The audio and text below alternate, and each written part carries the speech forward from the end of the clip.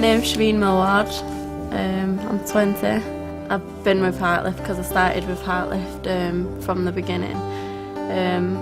It was just an idea at the start, just something written on the scrap piece of paper that we didn't even know whether it was going to go anywhere or take off or anything like that.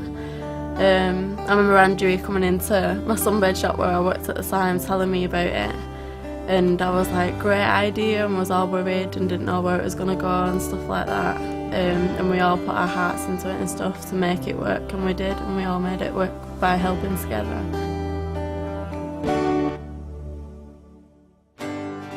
We set up a mission statement which was empowering people to live and love life, and as long as we had that, we knew what it was about really, as long as we kept it around that. We went into like schools and estates and stuff like that, found people that we knew was having difficulties and stuff like that, helped them by building the trust up first, so that they trusted us to tell us truly what was going on personally with them. And then as soon as we knew really about that one individual, that's how we knew we could help them from that. And we'd do it just through spending time with them, taking them places, letting them know that we actually did care about them and love them, and we weren't just a business and just a word really. Letting them know that we truly did love them and care and wanted to help them, and we'd be there 24/7 whenever they did need us. If they wanted us and they phoned us, we'd be there. Where most people wouldn't have been. Most people have got a set time, oh yeah, well work's done now, so I don't need to help anyone. Where Heartlift isn't. Heartlift's 24/7 job.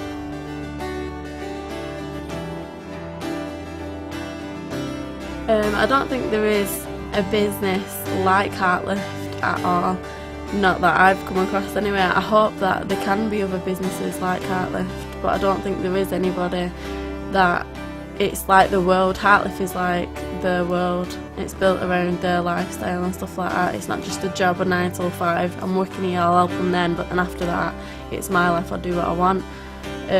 So that's how people know that Heartlift is real, because if they ring us or if they're phoning at 3 o'clock in the morning, something's happened, they're in trouble, they need help, they need picking up, we answer our phone and they'll go out and they'll help you and stuff like that. Heartlift don't find out the individual person's needs and then put them onto different people like drug workers or things like that to help them even more and to progress even more on what they actually need, because although Heartlift's a business, we kind of overall do everything on their own, so they'll direct you into the right place where you need them to be.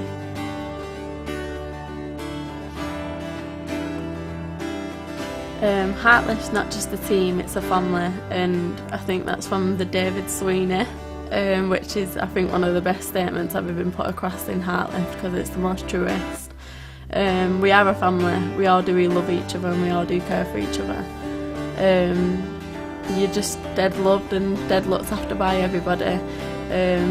We'll all ring each other and get in contact with each other. If we need each other, we'll all go out and have dinner together and stuff like that. So it's not just one person that's there, we're all there for each other.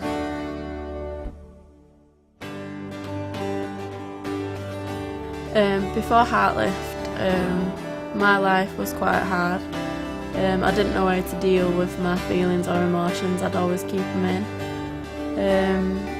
I'd been brought up in quite a violent home, with my brothers being schizophrenics and things like that.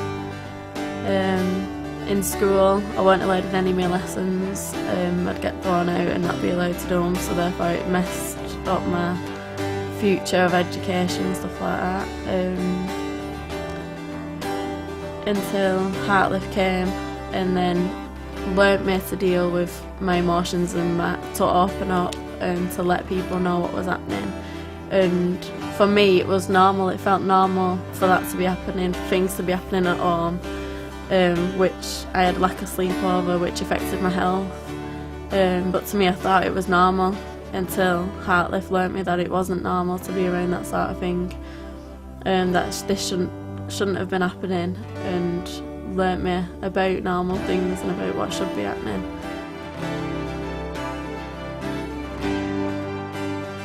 Heartlift helped just because someone was there, just so someone could listen, or even not even to talk to me, but just to hold me and just to have that cuddle, just to know that everything's fine. Sometimes you don't need someone to talk to you, sometimes you just need a cuddle, but then other times you do need someone to talk and maybe get you to understand clearly than what you're thinking at the moment, because you feel like your life's upside down and nothing's going to work and you're feeling really low and depressed and that you don't even want to be here. And I had times where I just wanted to run away, and I just wish I had enough money to just go away and run and just go anywhere until Heartlift came, and that was like my sort of running place where I could go to there, and I'd always, no matter what time it was, no matter where I was or what position I was in or what was happening, they'd always be there with opening arms, making sure that everything was alright, and I knew that I was loved. I still think at 20-year-old standing that I need Heartlift, and I know all my life I will need Heartlift to be there, just to talk, because life ain't perfect no matter how old you are. So I will always turn to Heartlift and always love and cherish Heartlift for being so lucky to have met everyone.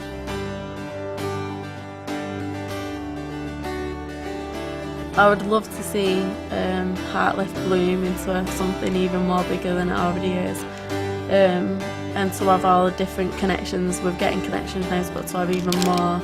I would absolutely love to have a big house, and we've always said it from the start, but I hope one day that it will be, where we've got a big house where we've got everything, like where people could just go to if they've not got nowhere to live, or if they just need that time apart or a weekend away, and just for people to be around and help, and just to do cooking or just to play games or go out and have like spa treatments and beauty treatments and stuff. I'd love to see that happen, because it's not just luxury and stuff like that, it's just to know that people do care and to look after them, and not many people have that sort of luxury of getting pampered and playing games without anything happening and stuff.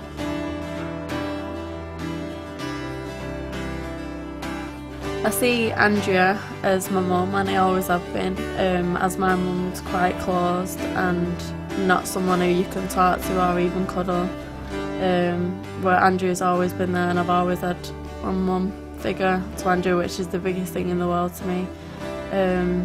I'll know that she'll always be there for me, but she's also learned me to be a better mum myself, as I have got a 1-year-old daughter now, and just she's taught me a lot, so how I want to be with my daughter, and I'm going to give her everything that my mum didn't give me, not trainers, not person shoes, but love and that connection with my daughter, and just to cuddle. And I want my daughter to be able to come to me when she's older, when she's got boy problems or whatever problem she's got, to be able to talk to me, and for her to know that I'm always going to be there, where I've never had that connection with my mum.